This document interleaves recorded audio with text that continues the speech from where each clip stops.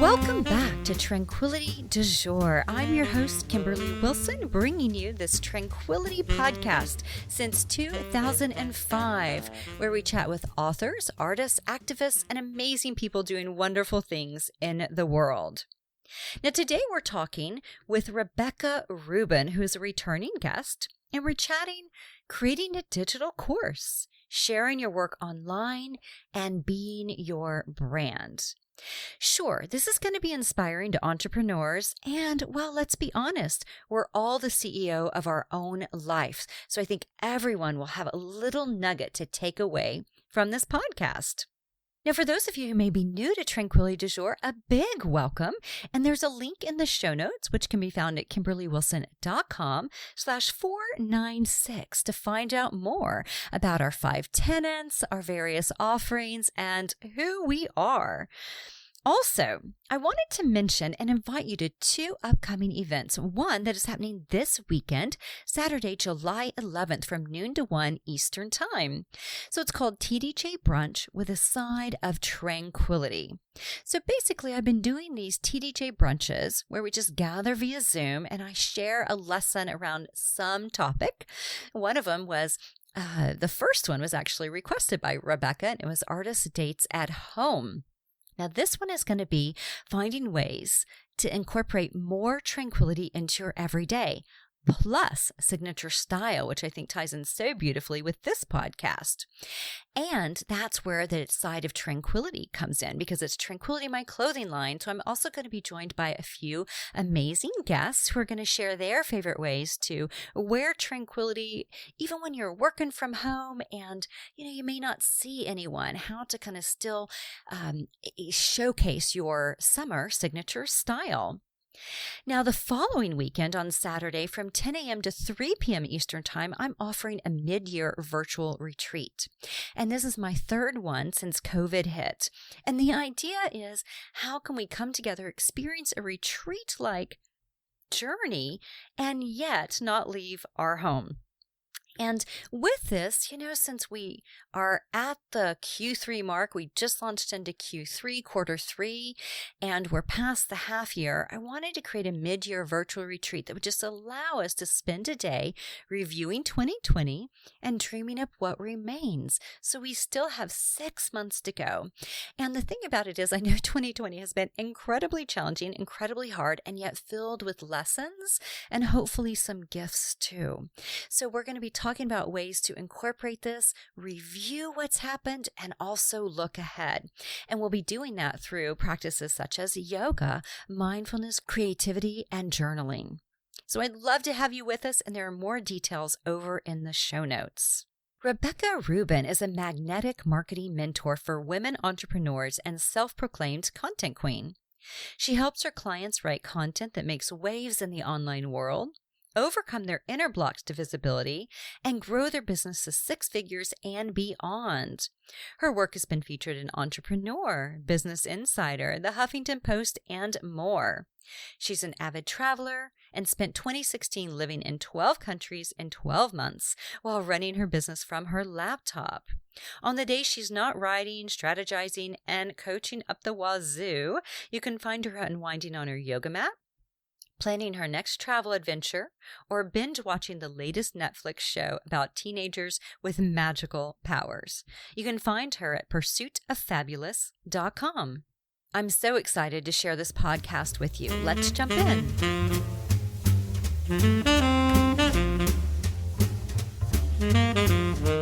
Hello there, Rebecca. Welcome back. Hi, Kimberly. I'm so excited to be here. Is this podcast 3, I think, with you? I think so. Yeah. It's crazy to think of the different places I've been in different times of my life on your podcast, but you've really been one of the only sort of mentors, writers that I've looked to consistently for over a decade now. So it's a testament to your work, truly. Well, thank you. Thank you. And yeah, I mean, what a treat to have been on this journey together, right? For 10 years. Yeah. Yeah, for sure. And Rebecca, tell us a little bit about what it is you do in the world, okay? Because you have a lot going on with regard to online marketing, and we're going to be talking about bundling your brilliance. So can you just give us like a snapshot of Rebecca Rubin? Absolutely. So I'm a marketing coach. I'm sort of a self-proclaimed content queen. I'm all about helping creative women, entrepreneurs, spiritual teachers, artists, etc., to really get their messages out online in a bigger way and get paid for it and sort of liberate themselves in the process. I think that the process of creating a brand online, I don't know if you've found this to be true, but for me, it's been a big awakening, healing journey. Like, I'm sure it's kind of something like yoga, like who you are when you start doing yoga and having a regular yoga practice is probably not who you are 5 years into your regular yoga practice. It like works on you in this weird way. And so I find that the process of creating an online brand and putting content out there over the course of time, it's a beautiful way to get to know yourself, to really step into new levels of confidence, self-expression, power. I mean, getting in touch with who you really are, healing through, when you share vulnerably and then you feel connected to other people who are going through similar things. And I just think it's a really powerful process. And so I walk people through the strategic side and also the emotional healing side. So, Rebecca, this totally makes sense, right? Of how we evolve, definitely with our yoga practice. I think of like, even whenever I started, it was like super duper chill, then like hardcore Ashtanga, and then into vinyasa flow. And now it's like vinyasa with like a lot of yin, and so just our evolution, right? Yeah. And our evolution too, kind of online. So can you tell us a little bit about your journey, right? Because I can think back to, definitely 2013, you were in the creativity circle. And I know you had a lot of big dreams at that time. So maybe walk us through kind of your evolution into building your own online persona and content queen. I love it. Yeah. So I think I first started my first blog in 2009, and it was called Rubinhood. My last name is Rubin, and I just would take pictures of my clothes and I would recap episodes of the Vampire Diaries and goodness knows what else. It was just sort of a fun little portal for self-expression. It was pink and white striped and whatever. It was just kind of a fun hobby. And yes, then in 2012, I went through a pretty heart-wrenching breakup and I joined I think it was fall 2012 when I joined the creativity circle. And that was when so many seeds were planted for me. I just remember reading through The Artist's Way and, all these aha moments. That was when it first kind of dawned on me that I could be a coach, that was even like a career path I could have. I'm the daughter of two Jewish lawyers growing up in DC. So internet life coach or whatever was sort of not something I was raised to believe was a legitimate career, I suppose. And then, so I started off as a life coach. I did a coach training program. All this time I was working for an online marketing agency in DC and, was just meeting up with clients. I would get clients in all sorts of ways. And then slowly some of the people who I was hiring were like, how are you growing your business? How are you creating this content? What is it that you're doing? Like, how do I learn about that? And I pivoted into being more of a marketing coach. And that's what I do now. But I definitely think when I was first going online before I had a business, it was more sort of this pure self-expression. And then when I first started my business, I kind of felt like I had to be more perfect and have more of I don't know, I was really afraid to be vulnerable online. And then while I was traveling, actually, I wrote for the first time a post that was like very vulnerable. I'd experienced some online bullying. And it was the first post I ever had that went like mini viral. It was like, not huge, but it was like 300 likes on Facebook or something at the time, all this huge flood of comments. And I was like, what? I just bared my soul online in this really vulnerable way. And And this is what people like, this is what's bonding people to me. And I got clients from that. It was crazy. And so it kind of was a bit of a paradigm shift for me. And now I just think it really shifted a lot in a lot of ways. One of the things you're doing right now, Rebecca, is offering a course for free called Bundle Your Brilliance. And tell us a little bit about this and why it's important right now. Yeah, so Bundle Your Brilliance is basically an A to Z guide for creating, launching, and selling a digital course. And it was normally $497, but right when all of the coronavirus stuff hit, I was just like, how can I help? What can I do? What do people need right now? And it became super clear. I was like, why don't I just give them this? Like this is, and so I made the decision in like 5 minutes and I posted about it. I didn't have a landing page set up or anything. I was just like, message me for the password protected page. I know that it can be such a learning curve to create your first digital course. And so many people have these incredible talents and skills and processes that they've mastered that could be making them money. And it can be so much easier than so many people think. And so I just wanted to kind of shorten that learning curve for people and get it into more people's hands, because really we can create a digital course about anything. Like maybe you're great at, I have a client who is really good at decorating cakes for her kids' birthdays, or maybe you know all about yoga, or maybe it doesn't have to be so like quote unquote tied to your career. It could really be anything. And we have these pockets of really brilliance that can be monetized. And I just think that's really exciting. And I think a lot of times we find ourselves saying the same things over and over. Like friends will ask us, like maybe we're always giving fashion advice to a friend. And if we could just write it all down, we wouldn't have to be answering the same questions over and over again. And then also for people who are already entrepreneurs and they're, trading dollars for hours and they are kind of booked up, there's sort of a cap to the amount that you can earn when you're, a service provider. And then when you digitize your process and your courses, that cap kind of goes away and you can impact and help so many more people, not always putting in the effort in the moment. I don't know if that makes sense, but that's basically my thought. I think digital courses are amazing. Yeah. And so tell us a little bit about how you got started with them, because it sounds like as an online marketer and kind of, content promoter, like this is something that is important to you. Oh my gosh, totally. Well, so I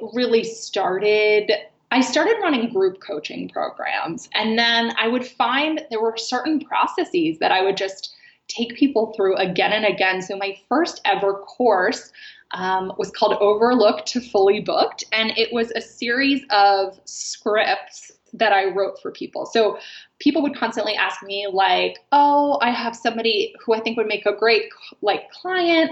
How do I reach out to them without it feeling like salesy or weird? If they don't think it's a fit, I don't want them to feel uncomfortable. Or here's another, like, how do I pitch myself to lead a workshop or to get on someone's podcast or, get in front of somebody else's audience. Like, I don't know how to pitch myself. And so I have a script for that. I have a script for just like all these different things that people kept asking me questions for. And one thing that's pretty easy for me is figuring out how to write something in a way that like makes sense and whatever. And so I would just be creating these regularly for people. And sometimes I would release them as content. And then I was like, why don't I just bundle this up? So for each script, I created a little video walking people through how to use it, put it on a page. I created a little funnel, which is just a sequence of emails, giving people information about it, giving some free information for free, and then inviting them if they felt called to sign up for the whole program. And, that still makes me sales today. I did that one in 2016. So it's just cool to be able to I don't know. I think it's nice to have passive income in that way, and to know that you're still impacting people even when you're not in real time right now doing the work. You've done the work once, and it's helping people over and over again. Yeah, I think a lot of people are seeing this right now. For instance, yoga teachers or people who are used to doing everything in person now having to figure out how to take it online. And, what about listeners who are like, oh, I don't really have an area of expertise, or I'm not ready yet. And instead they're kind of doing one-on-ones, which is great, but it's just a lot of time and energy. And so, I always like to think of it. Even with the yoga studio, I remember whenever I started doing things online back in 2004 with the blog, I was like, what's just so great about this? You're an OG. I know. Online entrepreneur. You're an original. Old-timey blogger. Yeah. But it's like... it's good. It's so awesome. But it was just so great because I was able to make connections beyond the four walls of the yoga studio. And I think that's one of the beautiful things about doing online courses or whatnot, is it just allows you to expand your reach. Oh, for sure. Absolutely. And for people who, so if you're some kind of service provider already, whether or not you think so, there are things that you've mastered that could be digitized, right? So sometimes it's just about having the confidence to put out your best first draft and then edit as you go. That's another thing. Like when you create a course and then you actually sell it to real humans and then they use it, they'll give you feedback about like, hey, I'm actually curious about this, or what about XYZ, or what about this kind of offer? That was like in Bundle Your Brilliance. There's a section on Black Friday deals, because when I was running the program live for the first time, it was right around Black Friday and people were asking like, what do you think about Black Friday offers? And so I added that, right? So there's just things that you don't know until you're in it. And I think most people, if somebody is at the age or the whatever to be listening to this podcast, you have a pocket of genius. And if you think you don't, it might just be that you're just not aware what it is, or you aren't confident in it. And that's okay. I feel like confidence comes from action, but I would say, take a stab at it. What is something that excites you? What could you really just talk about? What do you constantly read about? I think a great way to figure out what we're really passionate about it is like, how are you spending your resources? So like, are you constantly buying books of astrology, but you're like, oh, no, I'm not officially trained. Like, are you, do you know what I'm saying? Like, look at your bank statements, look at your bookshelf, look at your calendar, like where the time where you're not like being productive or doing whatever, like what are you doing and what are people constantly asking you for help for? I really think starting there. And then remembering you don't have to be perfect. You just have to help people facilitate a transformation, right? So I think a lot of people get carried away, especially when they're new online, like, oh, I don't have the perfect graphics or the right branding or whatever. But truly, if you have a voice, if you have a process, if you can help people get from point A to point B, I think it's amazing. And you can start off like, you don't have to start with a really high price point. Start wherever you feel comfortable and then gather testimonials. And over time, you'll get more confident. I really don't think we need confidence to start doing these things. That's never been the case for me. I'm rarely confident when I start. I just do it imperfectly. And then I make it better over time. Yeah, you tweak it as needed based on feedback and input and your own growth. Totally. Well, and the other thing too with service providers is it may be like, oh, well, I'm a yoga teacher. Like, what am I going to pull together? How to do a sun salutation as an e-course, So, sometimes it's... Oh my God, let's play with this. Let's talk about it. If you're a yoga teacher, I'll just think of some ideas. Like, how do you put together the perfect playlists for your class? Well, first of all, it's like, who do you want to talk to? Are you selling to other yoga teachers? Or are you selling to people who are new to yoga? Are you selling to people? So I think really figuring out who you want to talk to. And then just like, I think there's so much you could do with yoga, right? Like, I have so many ideas. Right. And you can also, teach, like, as you said, okay, who are you talking to? But it could be like, oh, doing an e-course on helping other yoga teachers build an online presence, or it's the consumer, right? Here's how you set up your craft. Yeah, master the craft, or here's how you set up your home practice. Yes, how to set up your home practice, how to create a sacred space in your home, yoga when you're pregnant, yoga when you are, going through grief, yoga when you are training for a marathon, yoga, like the different types of yoga, the origins of yoga, whatever you're passionate about. I really believe that our passions aren't random, and there's someone out there that will want to learn from you.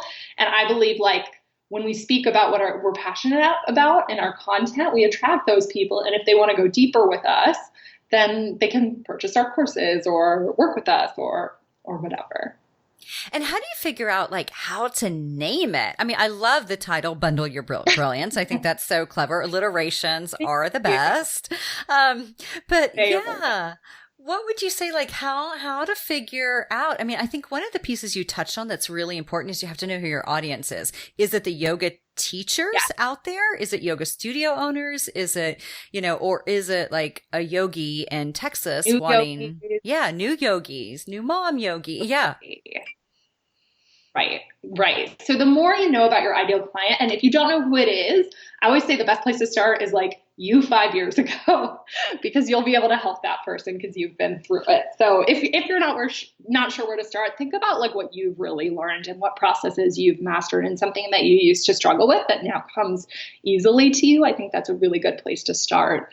I love playing with words. So I offer a couple different tools in the course, but I mean, one basic is like blank to blank. So, for example, the overlooked to fully booked, or tired to toned. I don't know. I'm just like throwing it out there. If you're doing a yoga one, or stressed to blissed, or I don't know, blank to blank is always good. Sometimes I'll think of like, what is the feeling that the program evokes? And like name it something like that. So, I mean, a lot of your stuff is all about like tranquility. And then I love how, it's like it's TranquiliT, and then it's sort of a play on words. So I think you get to like have a fun brainstorm and just write down how people want to feel. Think about, is there a before and after transformation? Sometimes it's awesome to just say what it is, like, I don't know, photography school, or vegan cooking 101. Like sometimes those like very specific names can be really helpful.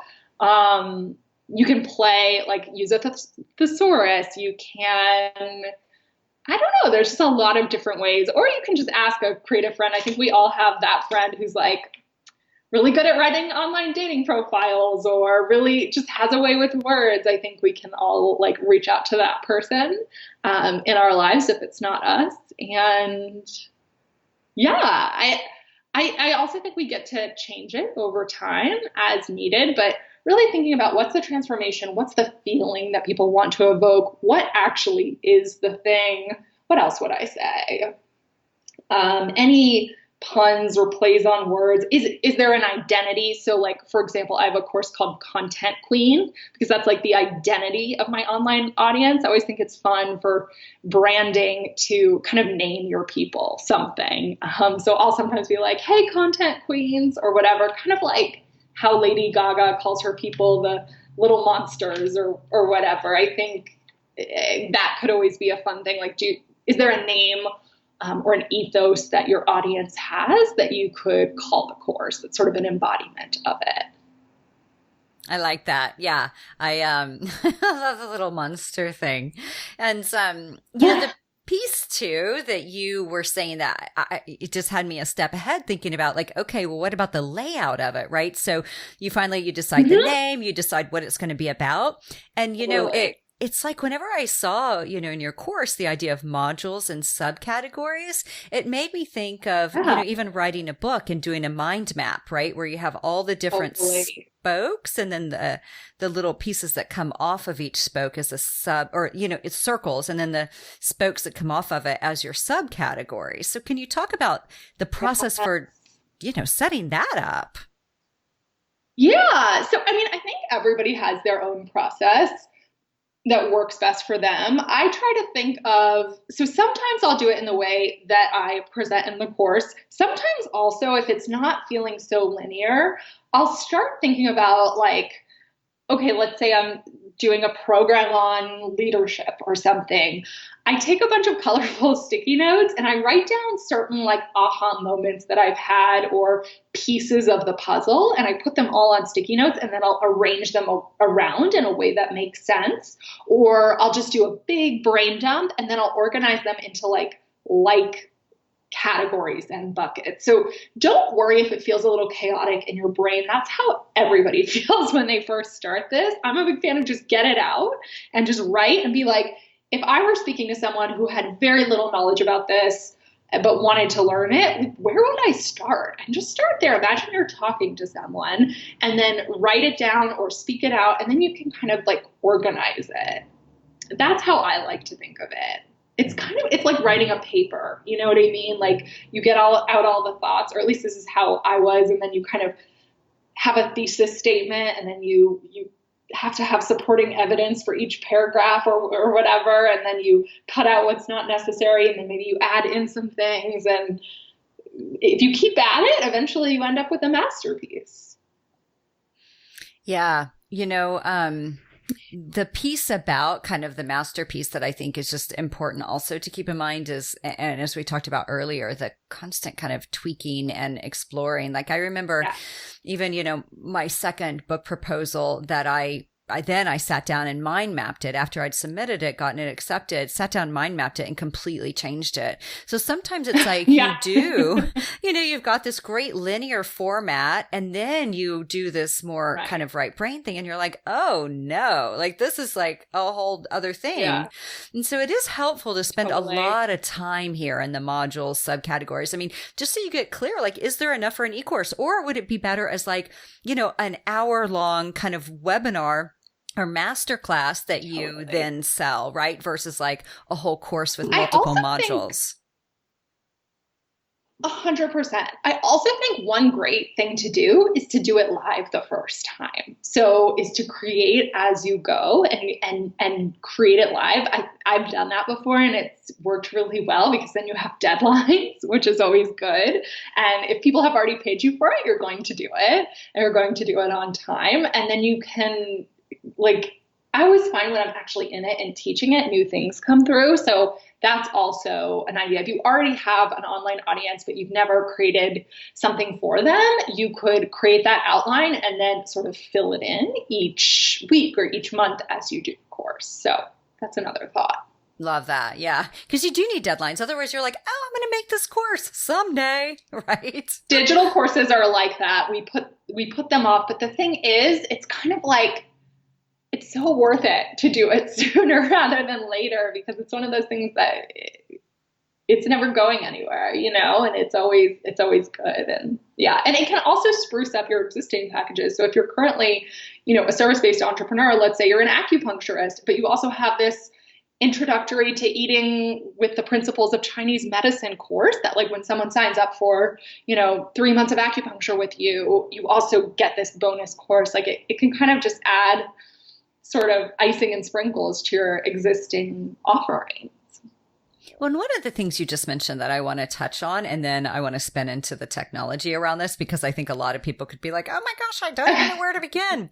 But, you said if you have an online community, right? And so some of our listeners may be like, oh, I would like that, or I'd like to build that. What would you say are kind of the top things that someone should do to begin to generate an online community?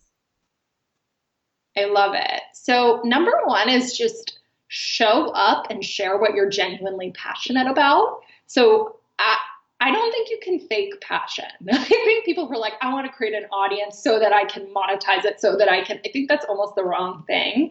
I really think if you have a passion about something and it genuinely excites you to connect with other people who are also passionate about that topic, I think that's really important as a starting place.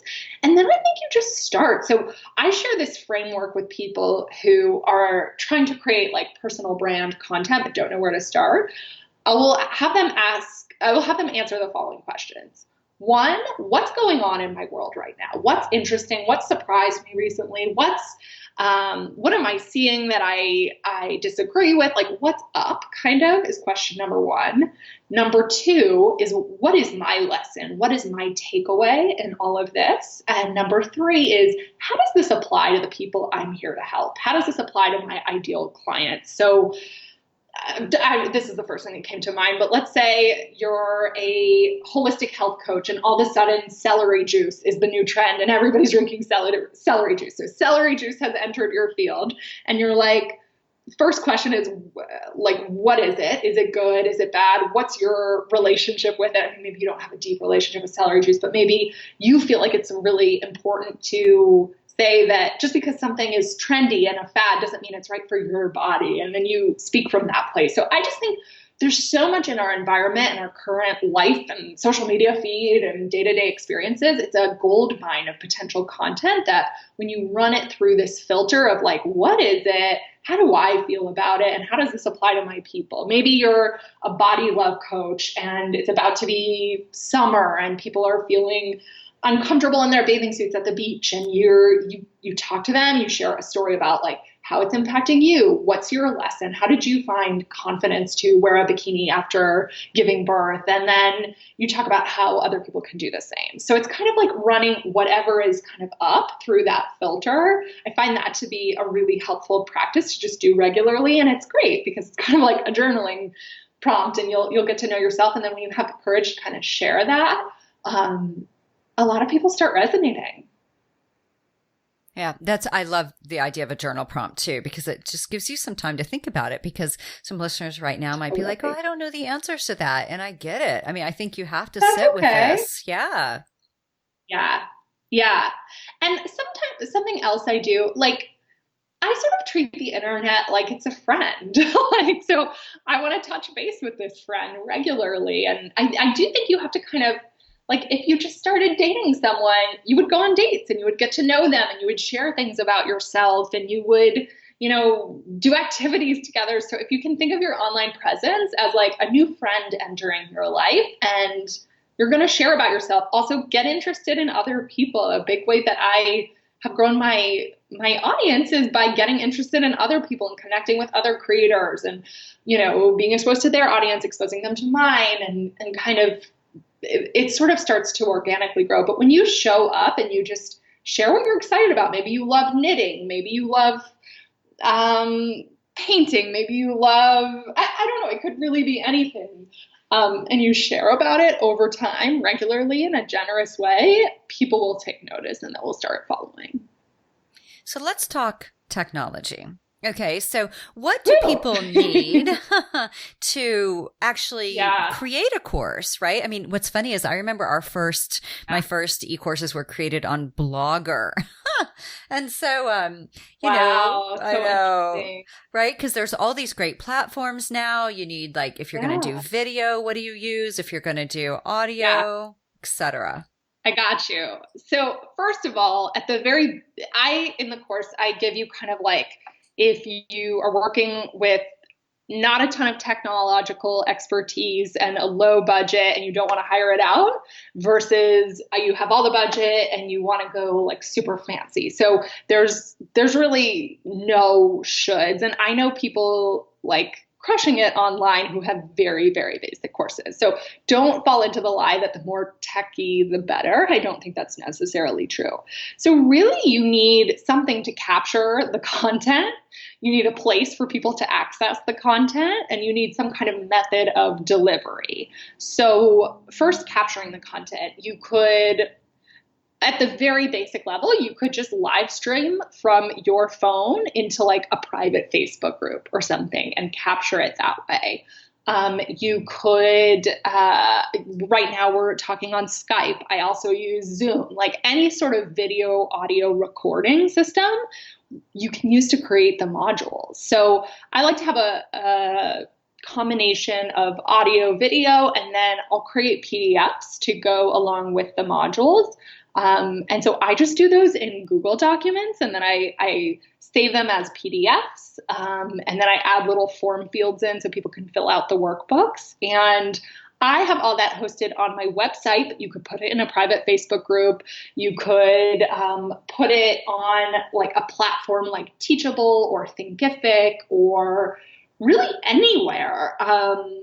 And it could be password protected. There's so many different ways to do it. But if you're truly just starting, I would go as simple as possible. Most of us, if you have access to a computer or a phone, like you have what you need. So just record videos or record audios. And then another super easy way would be to upload them. You could do like a password protected YouTube video to be super simple. But basically you need some way to store the content. And then if people, only give access to people when they pay you for that content. And so I'm happy to share what I use. I use WordPress, which is my website. And I'm in the process of switching things over to a different system. But yeah, people pay on PayPal and then they get an automatic email, but you don't need that. If it's super small, you can just send people the password.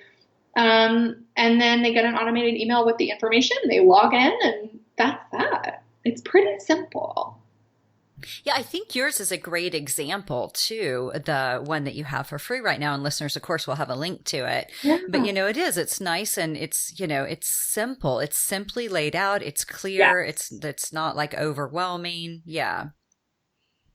Mm-hmm. Yeah, it's really a series of videos and workbooks, truly, like that's it. And I think it doesn't have to be so complicated, and like you can add embellishments over time. So if you're really wanting to go all out, I mean, a lot of people they gamify their courses, so they'll add badges and, levels and almost turning it into like a video game type of thing, which I think can be really cool if that's your jam. I mean, there's all sorts of, surveys or fun enhancements to add in, but really just think about like when you went to school, it was like a teacher, a chalkboard, a book, it's really whatever you decide is the best way to convey this process or this series of information to the people who are going to be so excited to learn from you.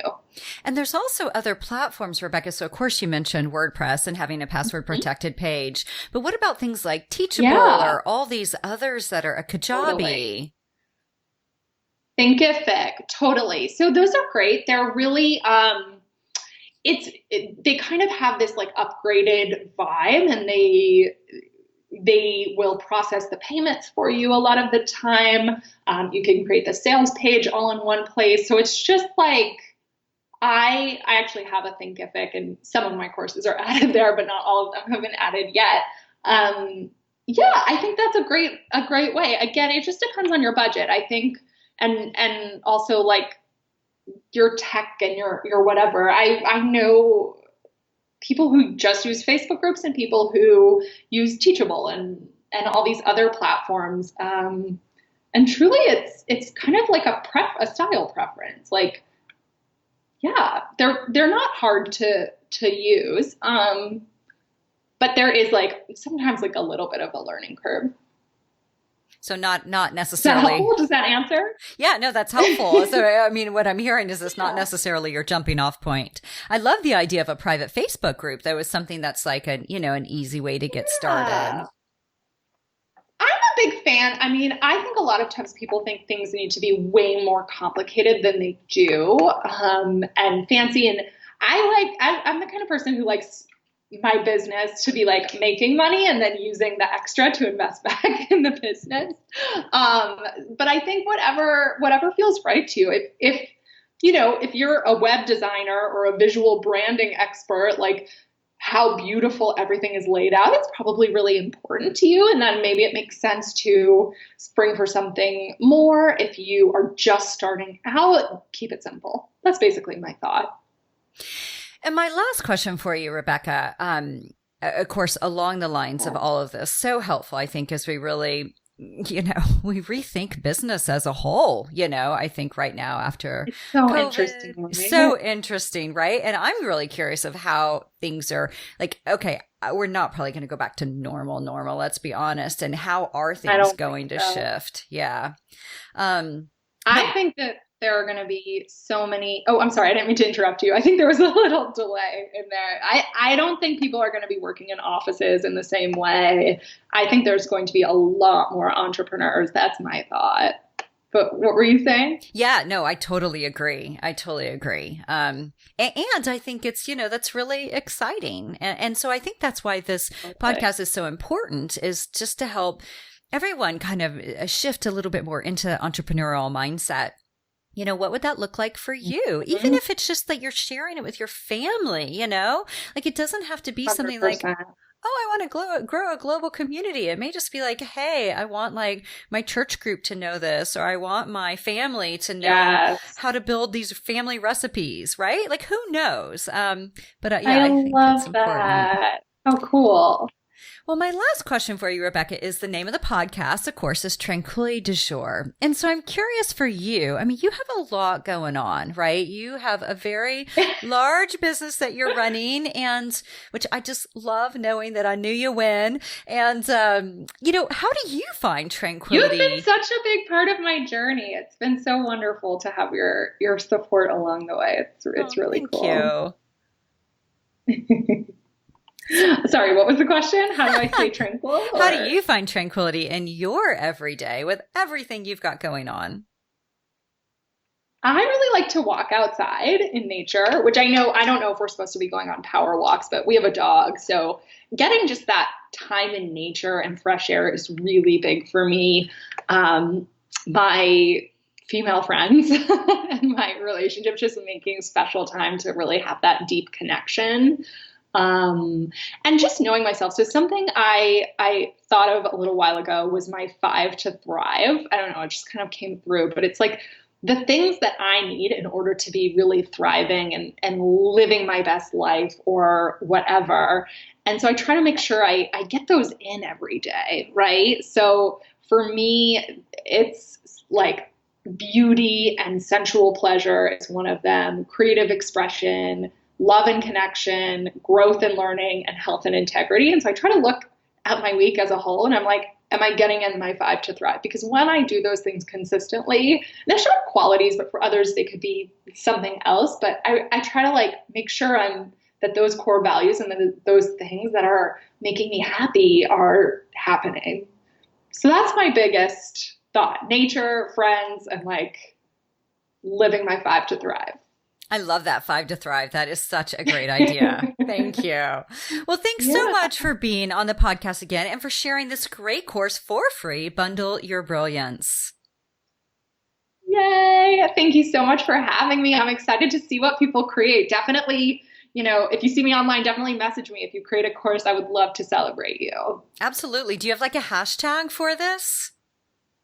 I don't, but if you just tag me at the content queen, _content_queen, I will celebrate you. Beautiful. And listeners will have a link to that in the show notes. Yay! Instagram's so fun. And you're so great on Instagram. You do the cutest stuff. Fun. So I appreciate that.